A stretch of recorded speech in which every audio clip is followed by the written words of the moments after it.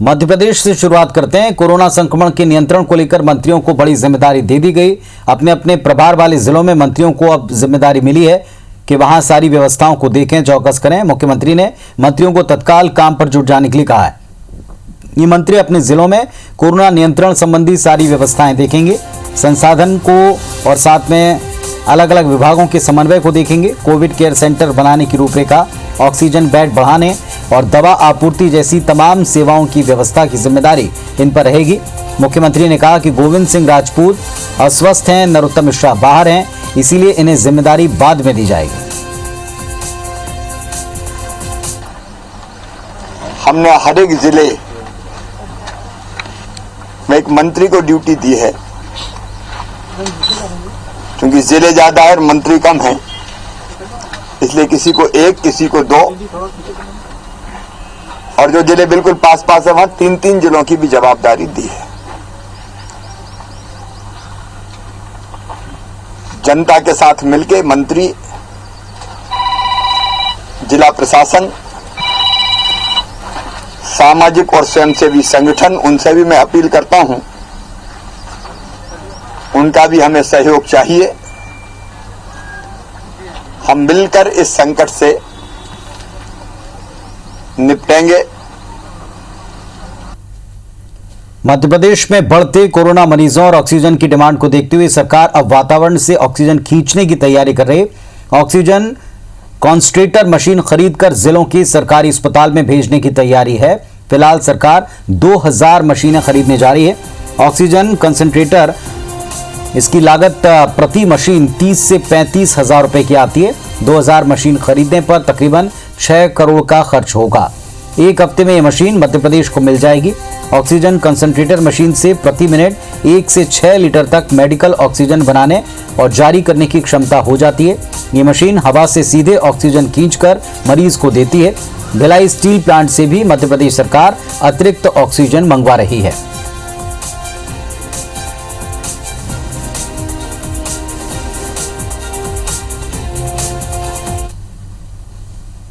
Oxygen की आपूर्ति के लिए ऑक्सीजन कंसंट्रेटर, जो हवा से ऑक्सीजन खींच लेते हैं, उनको खरीदने के ऑर्डर दे दिए गए हैं।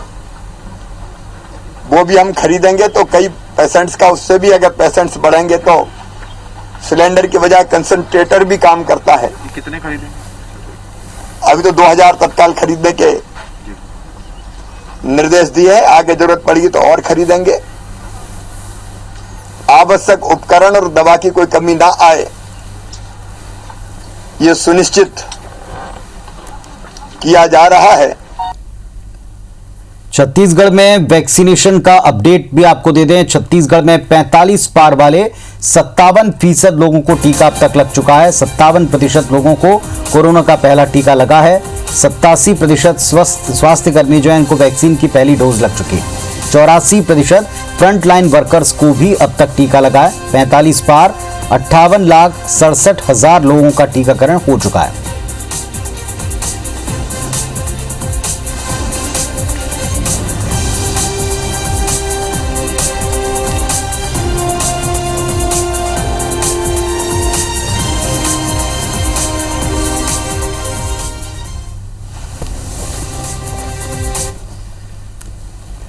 रायपुर जिले में कोरोना को लेकर के एक बड़ा फैसला किया गया। जिले में कोरोना मरीजों के लिए निजी अस्पतालों की संख्या बढ़ाई गई।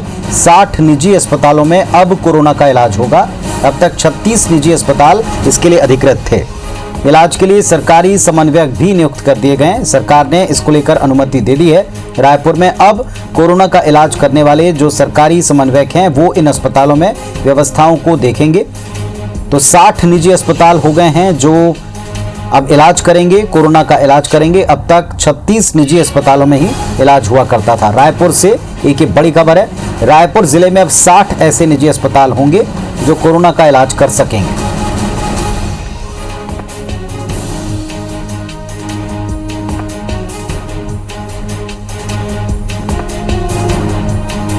तो बड़ी खबर आपको बता रहे हैं, कोरोना की रोकथाम के लिए लगातार सरकार व्यवस्थाओं को दुरुस्त करने में जुटी है। सरकार ने अब अनुमति दे दी है कि रायपुर में 60 ऐसे निजी अस्पताल होंगे। तकरीबन इनकी संख्या दोगुनी की गई है। जिले में कोरोना मरीजों के लिए निजी अस्पतालों की संख्या बढ़ा दी गई है। पहले केवल 36 सेंटर्स पर इलाज होता था, लेकिन अब 60 निजी अस्पताल होंगे जहां कोरोना का इलाज किया जाएगा।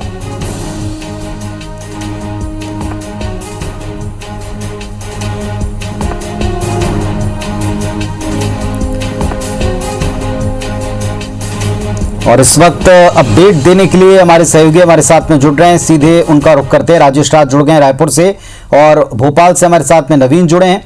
नवीन, जिस तरीके की स्थिति बताई जा रही है कि कुछ मशीनें खरीदी जाएंगी और इन मशीनों के द्वारा ऑक्सीजन की आपूर्ति को पूरा किया जाएगा, क्योंकि पिछले दिनों ऑक्सीजन और इंजेक्शन इन दोनों की कमी देखी गई थी।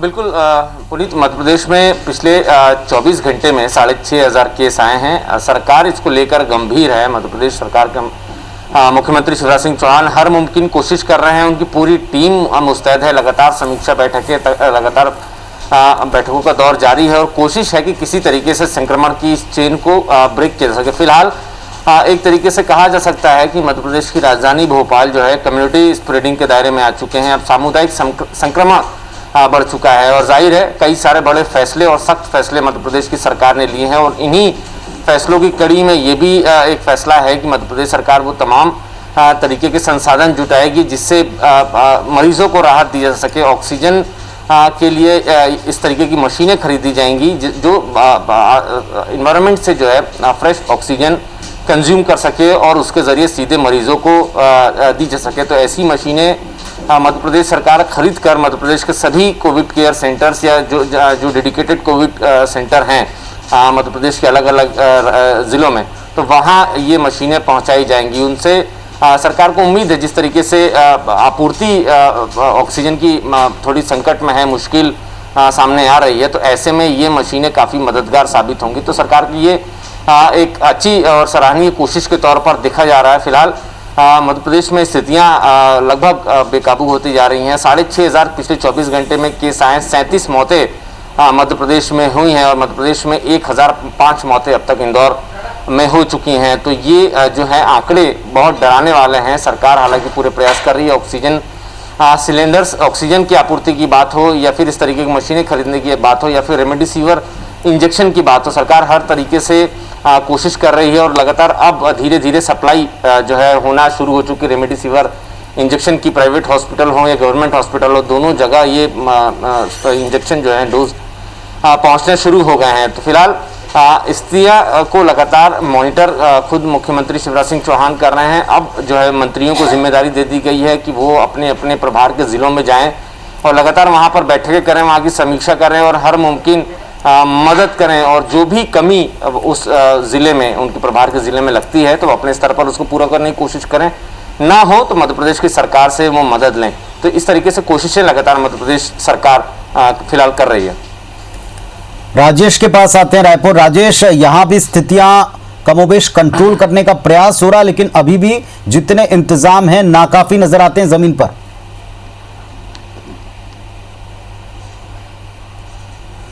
जी बिल्कुल पुनीत, तो स्थिति बिल्कुल भी ठीक नहीं है। चाहे वो आंकड़ों की बात करें या फिर तैयारियों की बात करें, प्रदेश में जो कोरोना मरीजों की संख्या है अभी भी 10,500 के ऊपर प्रतिदिन आ रहे हैं। वो भी तब जबकि टेस्ट की क्षमता लगातार कम हो रही है। जो पिछले दिनों टेस्ट हो रहे थे वो 45-50 हजार के आसपास हो रहे थे, अब करीब 40,000 के ऊपर ही के आसपास ही टेस्ट हो रहे हैं और उसमें भी इतने सारे मरीज पॉजिटिव आ जा रहे हैं। तो ये एक चिंताजनक बात है। दूसरी चिंताजनक बात ये भी है कि प्रदेश में खास करके राजधानी रायपुर की बात करें तो टेस्टिंग सेंटर पे जिस तरह की सुविधाएं होनी चाहिए थी, अब तो किट के भी खत्म होने की जानकारी आ रही है और जो RT-PCR टेस्ट होते हैं उसके तो रिजल्ट 9-9, 10-10 दिन के बाद आ रहे हैं और कुछ मामलों में तो मरीज की डेथ भी हो गई, तब तक उनकी रिपोर्ट नहीं आ पाई। तो ये कुछ मौजूदा चुनौतियां हैं जिसको लेकर के सरकार और जो प्रशासन है, विभाग है, उसको युद्ध स्तर पर काम करना पड़ेगा। केंद्रीय टीम आई थी, उसने भी साफ साफ कहा कि प्रदेश में जो भयावह स्थिति हुई है उसकी एक वजह यह भी है कि RT-PCR टेस्ट कम किए गए और वक्त पे उसके रिपोर्ट नहीं दिए गए। अगर जल्दी टेस्ट हो, ज्यादा टेस्ट हो, जल्दी रिपोर्ट मिले तो एक हद तक उस पे काबू पाया जा सकता है। इस फ्रंट पे अभी बहुत सारी तैयारियां बाकी है, लेकिन जब मरीज इन्फेक्टेड हो जाते हैं, पॉजिटिव हो जाते हैं, तो उनको फिर इलाज के लिए दर दर भटकना पड़ रहा है। हालांकि एक राहत की बात यह कह सकते हैं कि सरकार ने रायपुर जिले में जो निजी अस्पतालों की संख्या है उसे अब बढ़ा दिया है। पहले 36 निजी अस्पतालों में कोरोना का इलाज होता था, करीब करीब उसे डबल करके अब 60 कर दिया गया है। तो एक फौरी तौर पे थोड़ी राहत जरूर मिलेगी, लेकिन जो सरकारी सेटअप है, क्योंकि एक बहुत बड़ा तबका जो संक्रमित है वो मध्य और निम्न वर्ग का है और वो अफोर्ड नहीं कर पाता, चाहे वो कंट्रोल डेट पे ही इलाज की बात क्यों ना करे, तो उसके लिए सरकारी सेटअप को बढ़ाने की बात होगी।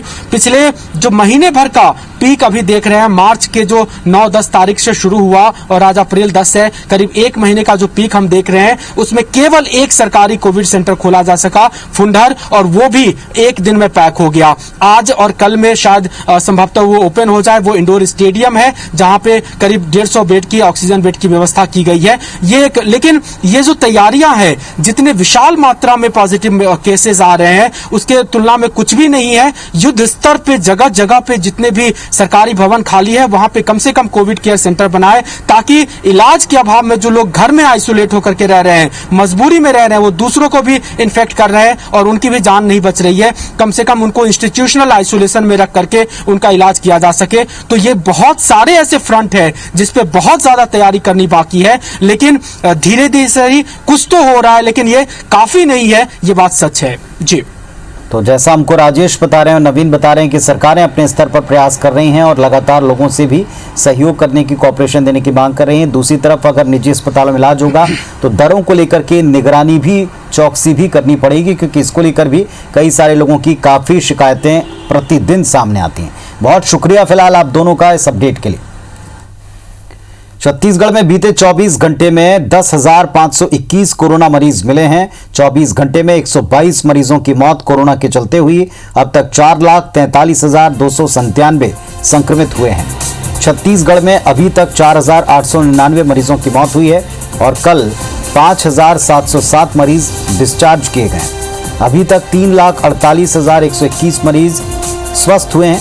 एक्टिव मरीजों की संख्या 90,277 तक पहुंच चुकी है।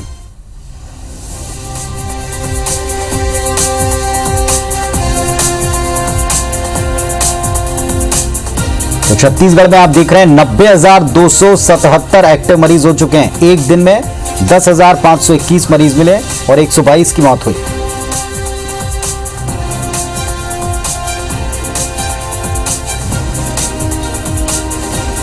मध्य प्रदेश में भी स्थिति कमोबेश लगातार चिंताजनक बनी हुई है।